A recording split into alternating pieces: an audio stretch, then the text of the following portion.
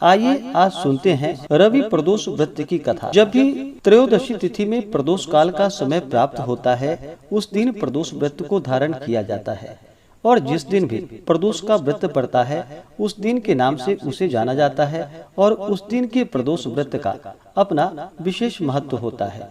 इस बार रविवार के दिन प्रदोष का व्रत है। रविवार के दिन प्रदोष व्रत को रखने से आयु तथा आरोग्यता की प्राप्ति होती है। प्रदोष का व्रत जो कि हर माह के कृष्ण पक्ष और शुक्ल पक्ष की त्रयोदशी तिथि के दिन जब भी प्रदोष काल का समय प्राप्त होता है, उस दिन प्रदोष व्रत को किया जाता है।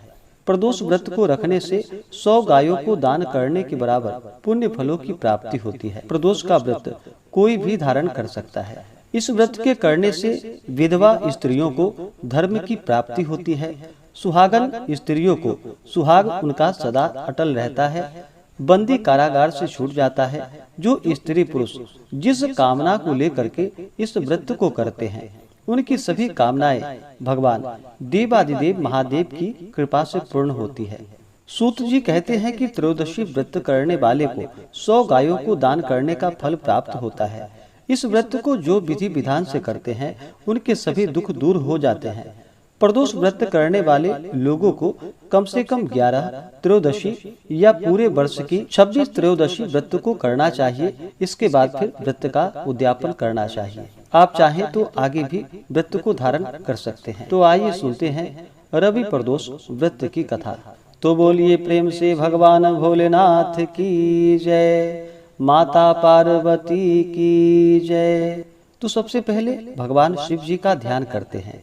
हे भगवान भोलेनाथ, आप करोड़ों चंद्रमा के समान कांतिवान, त्रिनेत्रधारी, मस्तक पर चंद्रमा का आभूषण धारण करने वाले, पिंगल वर्ण के जटाजूटधारी, नीले कंठ तथा अनेकों रुद्राक्ष मालाओं से सुशोभित, वरदहस्त, त्रिशूलधारी, नागों के कुंडल पहनने वाले, व्याघ्र शर्म धारण किए हुए रत्न जड़ित सिंहासन पर विराजमान भगवान शिव जी हमारे सभी कष्टों को दूर करे तथा सुख और समृद्धि का आशीर्वाद प्रदान करे। तो बोलिए प्रेम से भगवान भोलेनाथ की जय। कथा के अनुसार एक समय सभी प्राणियों के हितार्थ परम पवित्र भागीरथी के तट पर ऋषि समाज द्वारा विशाल गोष्ठी का आयोजन किया गया। विज्ञ महर्षियों की एकत्रित सभा में व्यास जी के परम शिष्य पुराणवेत्ता श्री सूत जी हरि कीर्तन करते हुए पधारे।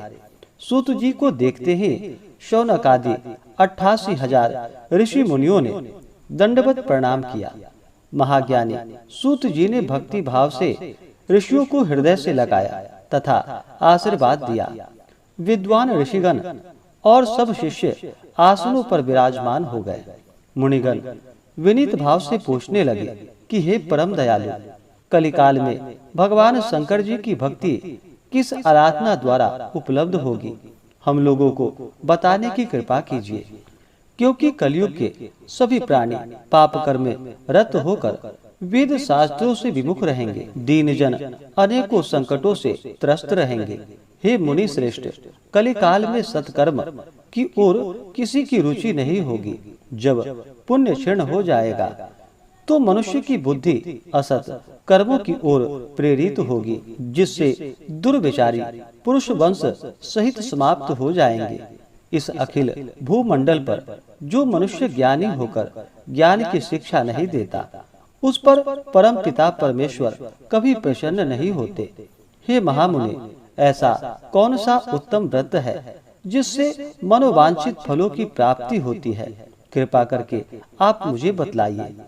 ऐसा सुनकर दयालु हृदय श्री सूत जी कहने लगे कि हे श्रेष्ठ मुनियों तथा शौनक जी, आप धन्यवाद के पात्र हैं।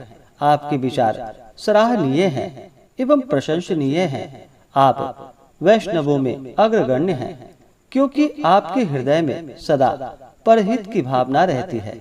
इसलिए हे शौनकादि ऋषि मुनियों, आप सुनिए, मैं उस व्रत को आप लोगों से कहता हूँ जिसके करने से सब पाप नष्ट हो जाते हैं। धन वृद्धि कारक, दुख विनाशक, सुख प्राप्त कराने वाला, संतान देने वाला, मनोवांछित फल प्राप्ति कराने वाला यह व्रत आप लोगों को सुनाता हूँ।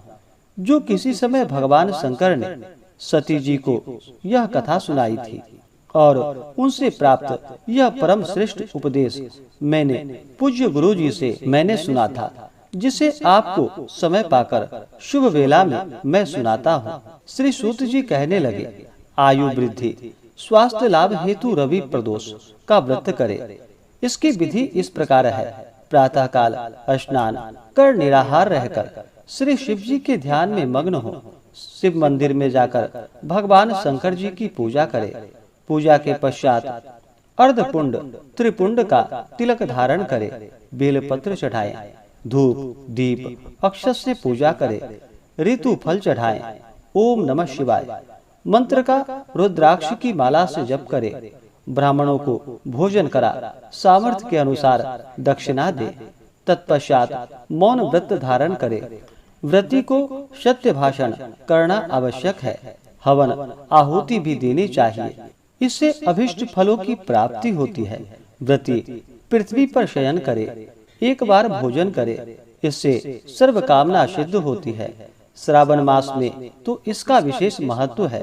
यह सर्व सुख धन आरोग्यता देने वाला होता है। यह व्रत इस सब मनोरथों को पूर्ण करता है। हे ऋषिवरों, यह प्रदोष व्रत जो मैंने आपको बतलाया, किसी समय भगवान शंकर जी ने सती जी को और वेद व्यास मुनि ने मुझको सुनाया था। शौनक आदि ऋषि बोले कि हे पूज्यवर महामते, आपने यह व्रत परम गोपनीय मंगलप्रद कष्ट निवारक बतलाया है। कृपया यह बताने का कष्ट करे कि यह व्रत किसने किया और उसे क्या फल प्राप्त हुआ। श्री सूत जी बोले कि हे विचारवान ज्ञानियों, आप शिव के परम भक्त हैं। आपकी भक्ति देखकर मैं व्रती पुरुषों की कथा कहता हूँ। एक ग्राम में अति दीन ब्राह्मण निवास करता था। उसकी साध्वी स्त्री प्रदोष का व्रत किया करती थी। उसके घर एक ही पुत्र रत्न था। एक समय की बात है कि वह पुत्र गंगा स्नान करने के लिए गया। दुर्भाग्यवश मार्ग में चोरों ने उसे घेर लिया और वे कहने लगे कि हम तुझे मारेंगे, नहीं तो तू अपने माता पिता का गुप्त धन बतला दे। बालक दीन भाव से कहने लगा कि हे बंधुओं, हम अत्यंत दीन दुखी हैं, हमारे पास धन कहाँ है।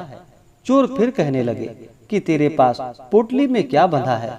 बालक ने निसंकोच उत्तर दिया कि मेरी माता ने मुझे रोटी बनाकर बांध कर दी है। दूसरा चोर बोला कि भाई, यह तो अति दीन दुखी है, इसे छोड़िए।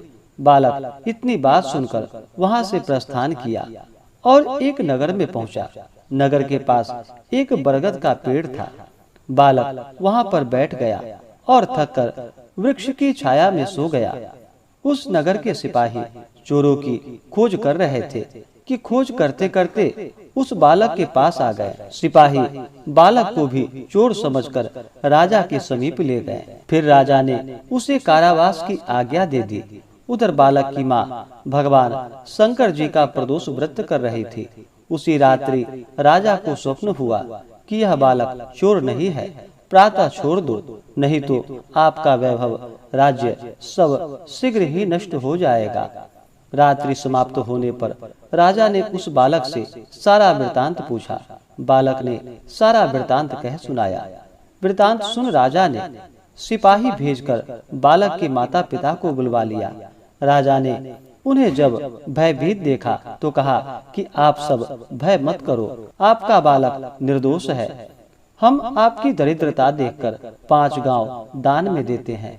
भगवान शिव जी के दया से ब्राह्मण के आनंद होने लगे।